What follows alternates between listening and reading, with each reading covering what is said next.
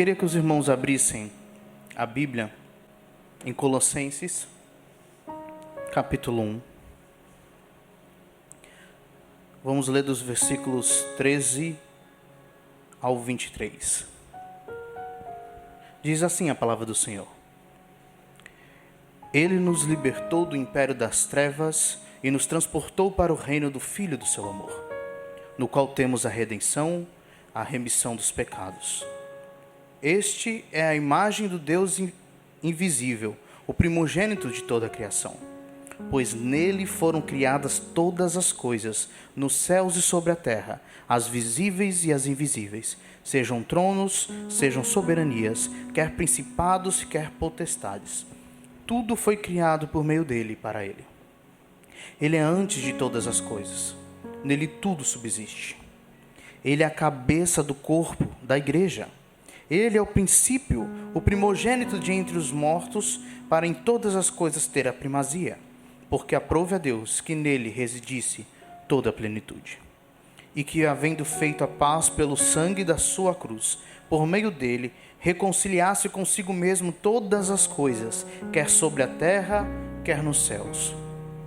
E a vós outros também, que outrora erais estranhos e inimigos no entendimento pelas vossas obras malignas, agora, porém, vos reconciliou no corpo da sua carne, mediante a sua morte, para apresentar-vos perante ele santos, inculpáveis e irrepreensíveis.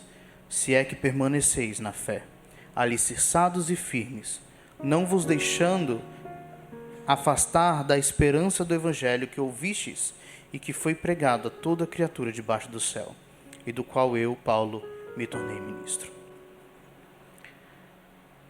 Em A Viagem do Peregrino da Alvorada, Crônicas de Nárnia, C.S. Lewis nos oferece uma imagem, uma história muito profunda sobre regeneração. A cena começa com Eustáquio, um menino desagradável, chato mesmo, que se vê em posse de uma grande fortuna. Ele acha um tesouro. Então ele fica imaginando a vida, os confortos, os prazeres que ele poderia desfrutar agora. E em seus confortos, em seu sonho, em sua viagem imagética, ele adormece com o tesouro. Quando ele acorda, Eustáquio não é mais um menino, mas um dragão. Esse dragão é a manifestação externa da sua ganância, do seu orgulho, do seu egoísmo interno. A bracelete de ouro que ele havia colocado em seu braço de menino, agora estava apertando sua pata de dragão. A dor era profunda. Pior ainda, a dor física misturou-se um pouco com a dor de perceber que ele não era mais humano. Ele estava desligado da humanidade, isolado, sozinho, como um dragão. Então ele começa a chorar muito. Ele começa a chorar lágrimas quentes de dragão. Em misericórdia e compaixão, depois de um tempo que Eustáquio estava vivendo como um dragão, Aslan chega e conduz o dragão Eustáquio a um jardim no alto da montanha, e depois a uma nascente de água no centro desse jardim. Eustáquio olha para a nascente e percebe que se ele pudesse tão somente entrar na água, a dor dele cessaria. Mas Aslan diz para ele: você precisa primeiro se despir. E ele pensando: eu vou me despir do quê? Se eu sou um dragão, não estou com roupa. Mas depois de um tempo, ele lembra que dragão tem peles como de cobras, que podiam ser mudadas. Então, Eustáquio, com suas garras afiadas, ele começa a rasgar sua pele de dragão. Ele começa a descamar uma camada, ele vai, encontra outra camada mais dura e mais difícil de ser rasgada. E depois outra. E após 3 camadas, ele percebe que tudo é em vão. Ele nunca vai conseguir se purificar. Ele nunca se livrará da sua dor ou mudará aquela pele horrível de dragão. Só que ele ouve Aslan dizendo: eu tiro sua pele. Então Aslan, o leão, começou. Eustáquio estava tão desesperado que até mesmo o seu medo das patas de Aslan não foi o suficiente para impedi-lo de deitar de costas e esperar que o leão começasse a tirar suas peles. Então, eis como Eustáquio se sentiu nas palavras dele.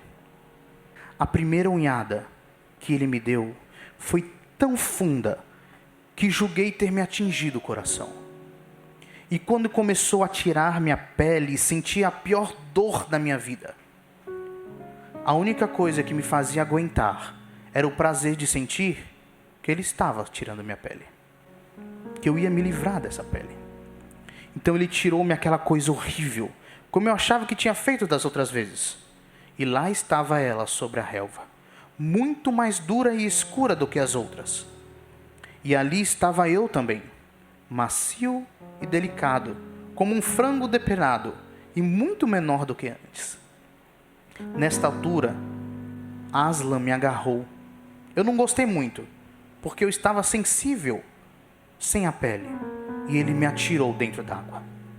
A princípio ardeu muito, mas em seguida foi uma delícia. Quando comecei a nadar, reparei que a dor do braço havia desaparecido completamente. Compreendi a razão. Eu tinha voltado a ser humano. Depois de certo tempo, o leão me tirou da água e vestiu-me. Você já foi transformado ao ponto de mudar sua vida drasticamente? Eu não estou falando aqui, comparando com o menino que virou dragão. Porque, de certa forma, o dragão estava dentro dele, representado na sua ganância, na sua cobiça. Eu estou falando da outra mudança que Eustáquio sofreu, de dragão para menino. Às vezes somos impactados por causa de algum acontecimento em nossa vida. Algum acidente que sofremos, ou perda de alguém querido. Somos transformados com o casamento, ou até mesmo a iniciação de uma formação acadêmica, ou um novo trabalho. No entanto, eu quero enfatizar o maior exemplo de mudança de vida que um ser humano ele pode ter, que um ser humano ele pode passar. A mudança de um reino de trevas para o reino de luz. Falo de salvação. Isso porque salvação implica em transformação. Não há salvação sem transformação. E o mais incrível é que não é apenas uma transformação posicional naquele momento da salvação, mas uma constante transformação. Deus preparou um caminho de progressão. E é isso que o apóstolo Paulo, ele vem trabalhando aqui no texto. Ele vem embasando a mudança de perspectiva que aconteceu em Cristo.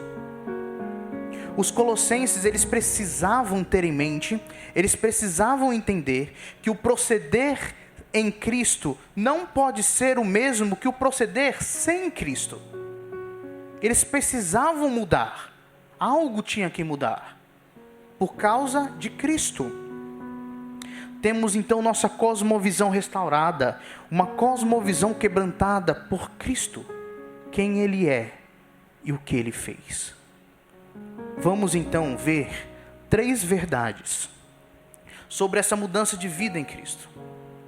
A primeira verdade, nós vamos ver nos versículos 13 e 14. Nossa mudança de vida começa naquilo que Deus fez a nós em Cristo. E o que Deus fez a nós? Começa dizendo aí: Ele nos libertou do império das trevas e nos transportou para o reino do Filho do seu amor. Nós temos que voltar um pouco para saber quem é o sujeito dessa libertação e dessa transportação aí. Então ele está falando sobre o Pai. O Pai que é o foco no versículo 12. Quando diz: dando graças ao Pai, que vos fez idôneos à parte que vos cabes da herança dos santos da luz. Então Ele, o Pai, nos libertou do império das trevas e nos transportou para o reino do Filho do seu amor. Então, se há uma libertação, aqui implica um estado anterior de prisão. A ideia é literalmente de escravidão. Não porque nós estávamos lá no império das trevas contra a nossa vontade, e alguém nos colocou numa cela, nos fazendo ficar parados lá, sem conseguir agir, sem conseguir se mexer, esperando o libertador. Não. Estávamos no império das trevas porque queríamos, por causa da nossa vontade. Nós estávamos vivendo presos a um estilo de vida de trevas. Nós servíamos o império das trevas. E eu sempre que eu olho isso aqui, eu fico pensando, como que fica forte isso? Eu não estava lá dominado pelo império das trevas. Eu servia porque eu queria o império das trevas. Portanto, a libertação foi do domínio do império das trevas. E eu lembro-me um pouco aqui do povo de Israel sendo libertado do domínio egípcio. É a mesma ideia. Éramos escravos serventes do império das trevas, de uma forma que não conseguíamos nos libertar, já que as nossas vontades e desejos também pertenciam àquele império. Então, Deus nos liberta, mas Ele não nos deixa lá para irmos sozinhos para o outro reino. Ele nos guia, Ele nos transporta para o reino do Filho do seu amor. A ideia aqui não é uma simples mudança de lugar. Essa não é a ideia. É algo mais profundo do que isso. Paulo usa uma palavra que era usada em 2 outros contextos. A palavra transportou aqui. Era comumente usada na jardinagem e também no transporte de um grupo de pessoas para outro lugar. E aqui esse transporte de grupo de pessoas para outro lugar, principalmente no contexto de guerra, quando um reino conquistava outro e transportava os escravos para o seu reino, a fim de que vivessem servindo de diversas formas lá naquele reino. Então eles estavam debaixo de um domínio de um reino, perderam a guerra e foram transportados para outro reino, no qual também estavam sob domínio, só que agora de um novo rei. Essa era a palavra usada naquela época, comumente usada. No contexto da jardinagem, eu não sou nenhum expert em jardinagem, mas eu fiz umas pesquisas. Deus nos tirou de um lugar em que estávamos plantados e plantou em outro lugar. Só que, quando a gente vai fazer isso com a planta, a maioria das plantas, nós não simplesmente cortamos as plantas e plantamos. Nós precisamos cavar, tirar com suas raízes e plantar em outro lugar com suas raízes. Existem 2 terrenos aqui. Um, o qual a planta já estava acostumada, já vivia lá, já estava habituada, influenciou ela desde que floresceu. No outro terreno, no novo, ela recebe o privilégio de fixar suas raízes, de receber novos nutrientes da nova terra. E é a mesma coisa com a gente. Deus nos tira, nos liberta do império das trevas e nos transporta para o reino do Filho do seu amor. Mas nós ainda estamos com as nossas raízes de certa forma. E a adaptação não ocorre da noite para o dia. Nós precisamos de tempo. Nós precisamos que reguem. Nós precisamos nutrir a palavra. A pergunta que devemos fazer depois de sabermos que Deus nos libertou e nos transportou é: como Ele nos transportou? Então ele fala no versículo 14, no qual temos a redenção, a remissão dos pecados. Então ele nos transporta por meio da redenção, remissão de pecados. O Filho, aquele que governa nesse novo reino e domina este reino, o qual fomos transportados, ele deu sua vida para o nosso resgate e nos trouxe para o seu reino, para vivermos em novo estilo de vida. Tudo isso parecia ser mais complicado para os colossenses, por causa de sua referência. Eles tinham seus deuses, mas eles não estavam acostumados com uma tel-referência, uma referência em Deus, no Deus de Israel. Eles não estavam acostumados com isso, eles eram gentios. Então eles tinham uma referência mais em si mesmos. Só que ao contrário do costume deles, o foco, a referência agora é o Filho do amor de Deus, Jesus Cristo. Isso fica uma aplicação, uma implicação muito importante para nós. Nada no Evangelho, nada na salvação é sobre nós e nosso merecimento. Nada. Tudo é sobre Deus Pai, Deus Filho e Deus Espírito Santo e sua graça. Isso porque o trabalho todo foi dele, de libertar e transportar. O trabalho todo foi dele. Paulo agora passa então a falar sobre esse Filho do amor do Pai, Jesus Cristo. E ele usa um belo hino, e ele nos convida aqui agora a conhecermos mais Jesus Cristo e a contemplarmos quem Jesus Cristo é. E percebemos isso não apenas na ação de Deus ou nas palavras de Paulo nesses versículos, mas no tema do livro todo. A ideia central do livro de Colossenses é que Cristo Jesus é o centro. Ele é supremo, ele é suficiente para um viver do Evangelho. Isso demonstra que a partir de uma transformação do coração, as esferas em que estamos serão vividas com outras perspectivas. A partir de um coração e mente humilhados, quebrantados pelo sacrifício de Jesus Cristo, pela supremacia dele. Paulo então começa a mostrar quem é esse Filho do amor, Cristo. E é interessante que o Cristo que foi morto como um criminoso é descrito aqui como divino e glorioso. A segunda verdade é: nossa mudança de vida é baseada em quem Cristo é e o que Ele faz. Cristo, primeiramente, então, é identificado por sua relação com Deus. Paulo, ele está querendo dizer isso aqui. Se você quer conhecer quem é Jesus Cristo, primeiro, olhe para cima. Primeiro, entenda que Jesus Cristo é Deus. Quando ele fala: este é a imagem do Deus invisível. O principal ensino aqui é a igualdade com Deus. Cristo é Deus. Ele tem sua natureza divina.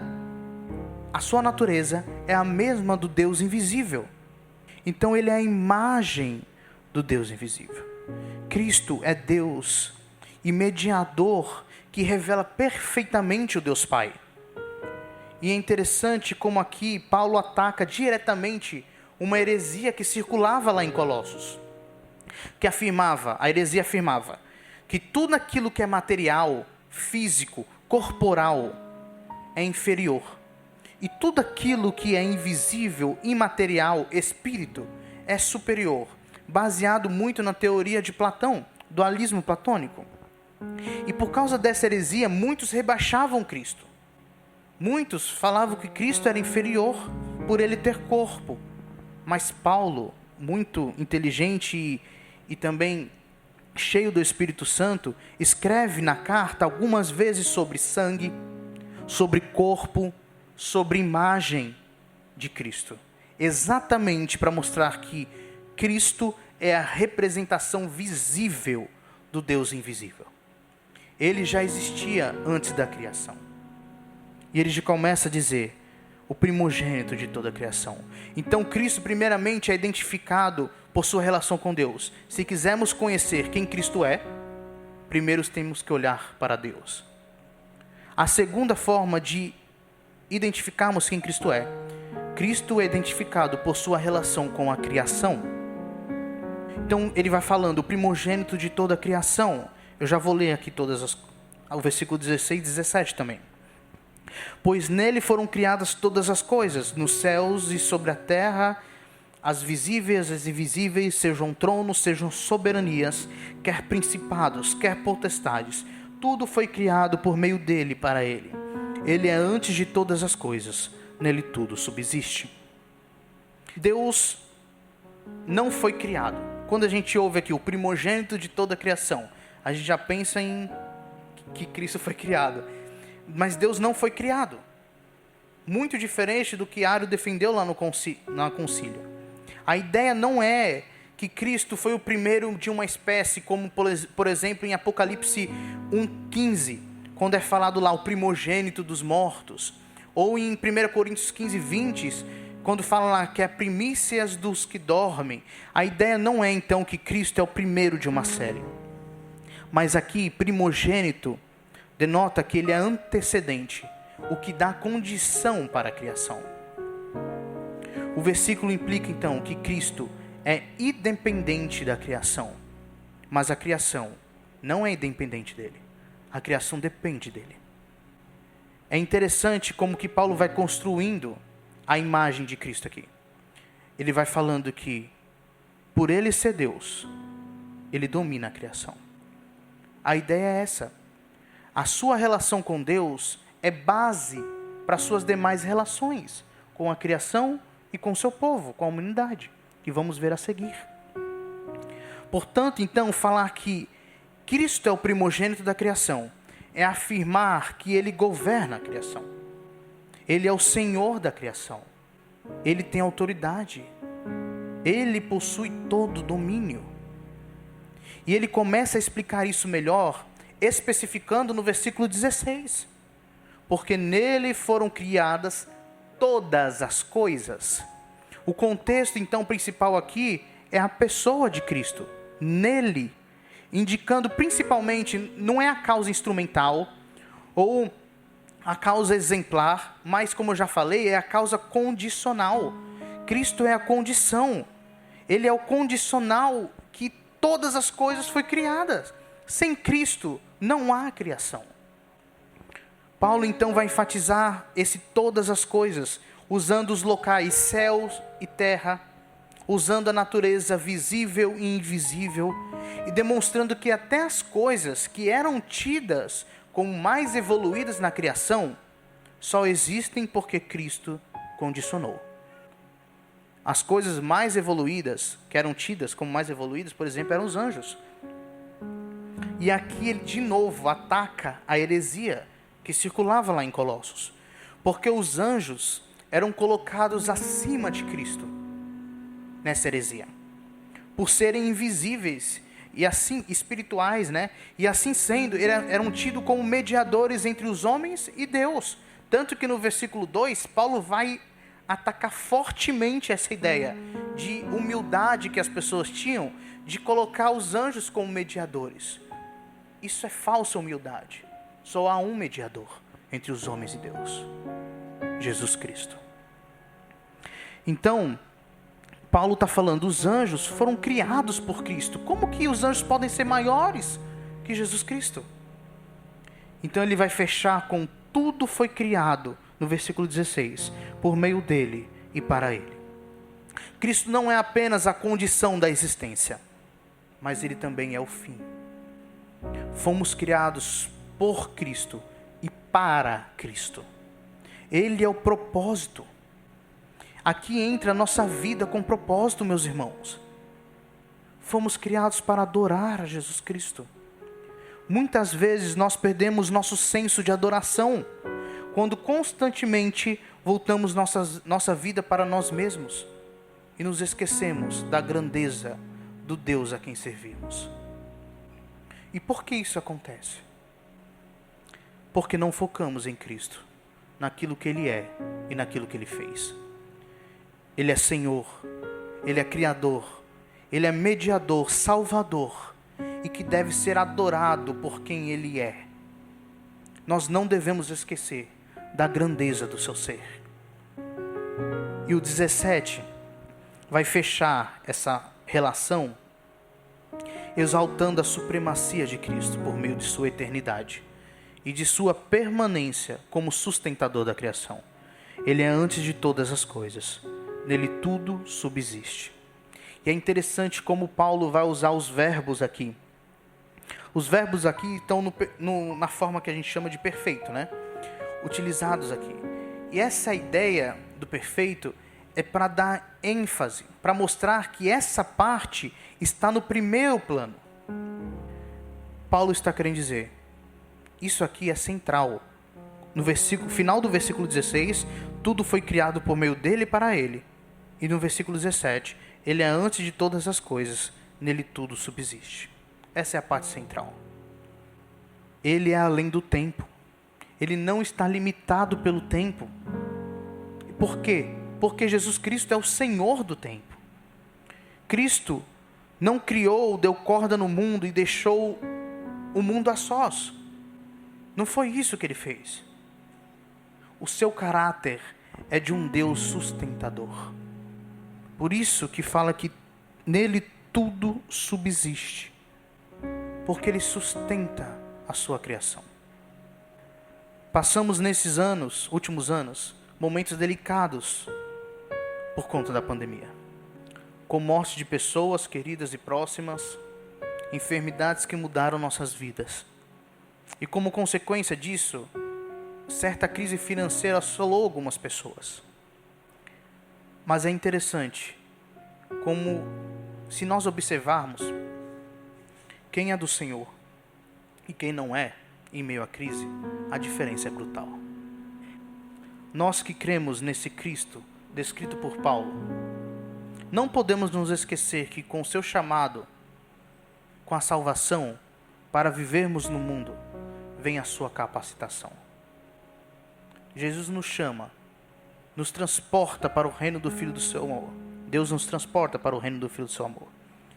E a capacitação para nos adaptarmos a este novo terreno, a este novo reino, é Ele que dá.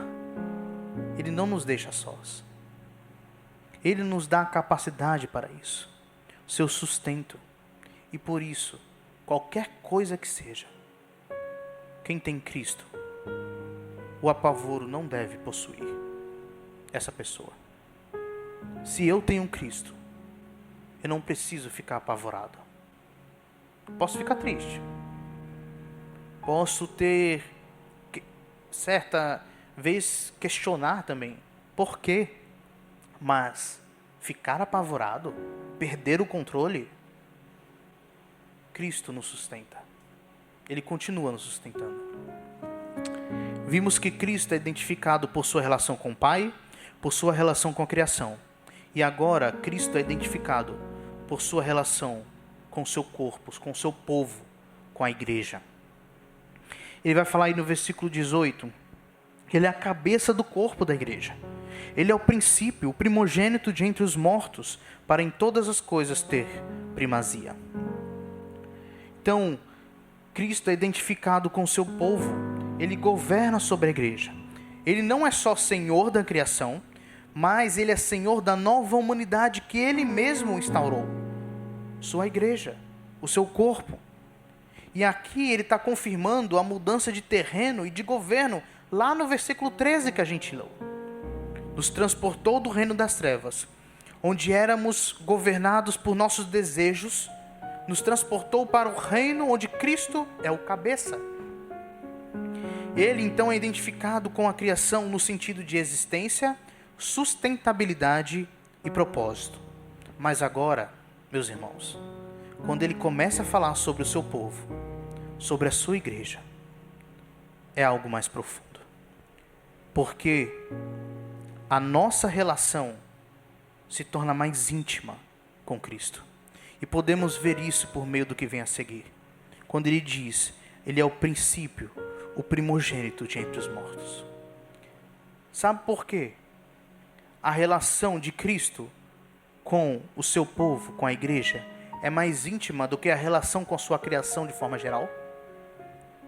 Porque é uma relação estabelecida na morte e ressurreição de Jesus Cristo. Portanto, Cristo é fonte de vida para a igreja. E é Ele que domina sobre ela, na sua morte e ressurreição. E qual o propósito disso?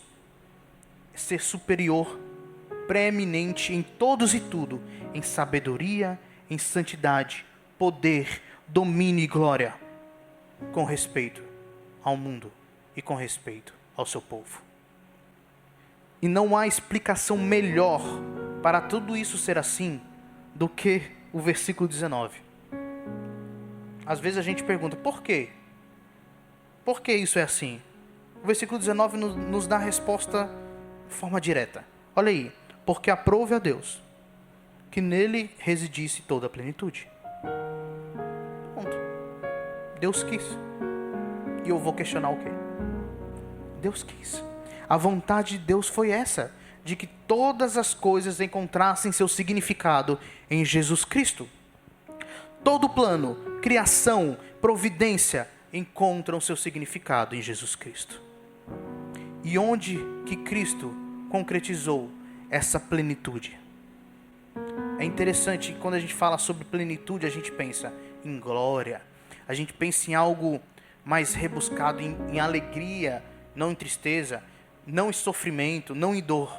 Mas Cristo concretiza essa plenitude na plenitude dos tempos, na cruz e ressurreição. Ele é o mediador perfeito e único. Tudo se reconciliou com seu significado em Jesus Cristo, quando este cumpriu a morte e ressurreição. Então, a deturpação da criação com a desobediência começou lá com os anjos, não foi isso? Depois com Satanás e os anjos, e depois com a humanidade. Mas tudo teve reconciliação em Cristo, seja na terra, seja no céu. Quando ele fala aí, reconciliar-se consigo mesmo todas as coisas, ele não está falando sobre todas as pessoas. Ele não está falando sobre reconciliação de todas as pessoas. Ele não está falando sobre salvação universal aqui. Ele está querendo dizer que em todos os âmbitos da criação, todas as esferas da criação, seja a natureza, humanidade, há em Cristo reconciliação. O foco está nos lugares e não na quantidade de humanos, não só na humanidade. Então nós pecamos por vontade nossa, mas mesmo assim, Cristo morreu e ressuscitou por nós, para que vivêssemos essa reconciliação com Deus. Não somente no agora, vivendo em conformidade com sua imagem, mas apontando para frente, garantindo uma vida infinita, reconciliado ao lado dele. Esse é o nosso futuro. Reconciliação infinita com Cristo. A terceira verdade e última é que nossa mudança de vida resulta em um viver conforme o reino de Deus, o reino de Cristo. Paulo, então, agora direciona suas palavras a eles, aquelas pessoas lá de Colossos, mostrando agora não mais a mudança de terreno em si, mas a mudança das práticas. Se vocês mudaram de terreno, vocês precisam mudar o que vocês fazem, as suas práticas. É como se Paulo virasse e dissesse: estão vendo? Olhem como vocês viviam, como estranhos e inimigos no entendimento pelas suas obras malignas. Aí no versículo 21. Vocês estavam em estado de inimizade a Deus, e suas obras testificam isso. Vocês serviam o império das trevas, não adorando a Deus, mas sendo idólatras. Mas agora, vocês foram reconciliados no corpo da sua carne. E olha que interessante como ele fala aí. Vocês foram reconciliados no corpo da sua carne, mediante a sua morte. E aqui a conotação sacrificial se torna visível. Lembrando lá do que Paulo fala lá em Romanos 12, se eu não me engano. Onde ele fala que o nosso corpo, apresentar nosso corpo por sacrifício vivo, santo e agradável. Por que nós devemos apresentar nosso corpo por sacrifício vivo? Nossa relação com Cristo. No sacrifício dele. Na morte e ressurreição. Isso tudo com um propósito. Apresentar-nos perante ele santos, inculpáveis e irrepreensíveis, se por meio do Evangelho permanecermos. Esse é o estado de quem vive no reino do Filho, no reino de Cristo, santo, inculpável e irrepreensível. Mesmo que isso não seja de forma plena, porque de forma plena vai ser só no fim, só na eternidade. Mas nós caminhamos para isso. Posicionalmente nós já somos santos. Agora nós temos que viver essa santidade. É exatamente isso que o Evangelho faz com o homem.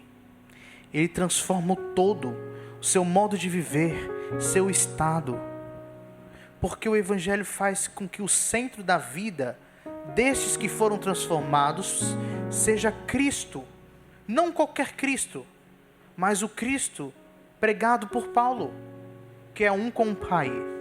O Cristo que é o Criador e o Cristo que é o cabeça da igreja. Então eu quero finalizar com algumas aplicações para nós. Quero primeiramente me dirigir a você que não foi transportado para o reino de Cristo ainda. E lhe dizer que o Evangelho é o único meio dado por Deus para a sua libertação. O Evangelho é o poder de Deus para a salvação. É o único meio. Para que o homem viva em justiça por meio da fé. Existe uma frase de um teólogo, Agostinho, que diz assim: criaste-nos para ti, se lá falando de Deus, e o nosso coração viverá inquieto enquanto não repousar em ti. É isso mesmo. O nosso coração viverá inquieto se não formos transportados para o reino de Deus por meio do Evangelho. Não teremos descanso. Nossa alma viverá inquieta. Nós não desfrutaremos da paz que só aquele que vive no reino do Filho pode usufruir. Se não estiver em Cristo, este Cristo pregado por Paulo, sua perspectiva não será transformada e continuará servindo às trevas. Meu desejo é que você que ainda não foi transformado, creia em Deus e confesse Jesus Cristo, que morreu e ressuscitou para a salvação. É o único meio. A segunda aplicação é para nós, pertencentes ao reino de Cristo. É uma luta constante, a adaptação e transformação das nossas raízes. Isso incluirá sofrimento, isso vai incluir choro, perseverança e, por fim, vitória. Isso se permanecermos em Cristo. Por isso Paulo nos instrui no capítulo 3, versículos 8 a 10, a nos despojarmos do velho homem e nos revestirmos do novo homem. Esse é o método para nos adaptarmos ao novo reino. E como fazemos isso? Habite ricamente em vós a palavra da verdade.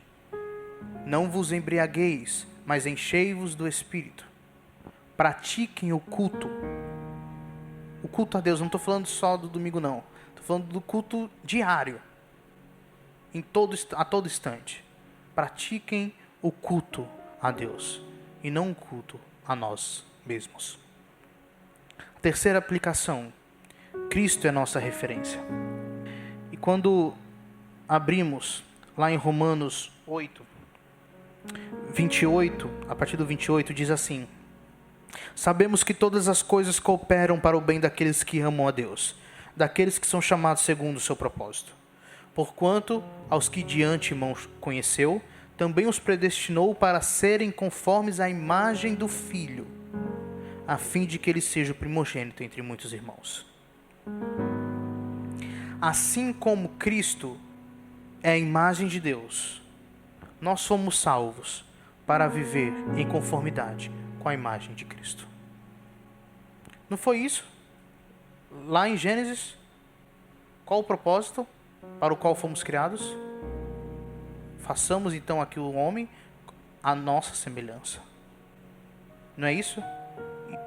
Nós fomos salvos para retomarmos isso, para vivermos, conseguirmos viver em conformidade com a imagem de Deus. Quarta aplicação: constantemente se examine.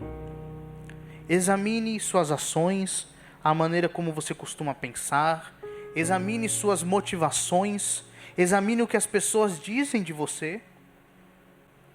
Eu me pergunto, muitas vezes, o que tenho refletido com minhas ações? O reino das trevas ou o reino de Cristo? Faça uma lista das coisas que fez no dia ou na semana e pare para analisar nós devemos refletir baseados nas nossas ações. Quinta e última aplicação: dar graças. Se ao olharmos para Cristo, em tudo que Ele é e fez, e isso não nos fazer ajoelhar e adorar, tem algo de errado. A supremacia de Cristo implica que eu não sou independente, mas que dependo dele. E graças a Deus por isso. Viver em ações de graça é adorar. E é isso que devemos fazer. Então, quem é Cristo em nossa vida? Vimos que Ele é o centro do plano de Deus. Mas conseguimos afirmar com toda a segurança que Ele é o centro da nossa vida? Cristo trouxe a reconciliação não para vivermos baseado em nossas raízes antigas, mas para vivermos em um novo estilo de vida, sob a perspectiva de seu reino. E eu vou confessar uma coisa para os irmãos. Se eu pudesse escolher, baseado no que conheço agora de Cristo, baseado nisso que Paulo nos mostra, eu viveria diferente todos os dias que vivi longe de Deus, que vivi desagradando a Deus. Mas eu não posso voltar atrás, nem você. A gente não pode voltar atrás para reviver tudo isso. O que nos cabe agora é focar daqui para frente, pedir perdão, e mesmo com toda a nossa imperfeição, viver em conformidade com quem Cristo é, Criador, perfeito e santo, sabendo que no final seremos perfeitos. Mas até lá, meus irmãos, vamos caminhando, nos adaptando a este novo terreno e buscando uma vida de adoração como cidadãos do reino do Filho amado, nosso Senhor Jesus Cristo. Amém?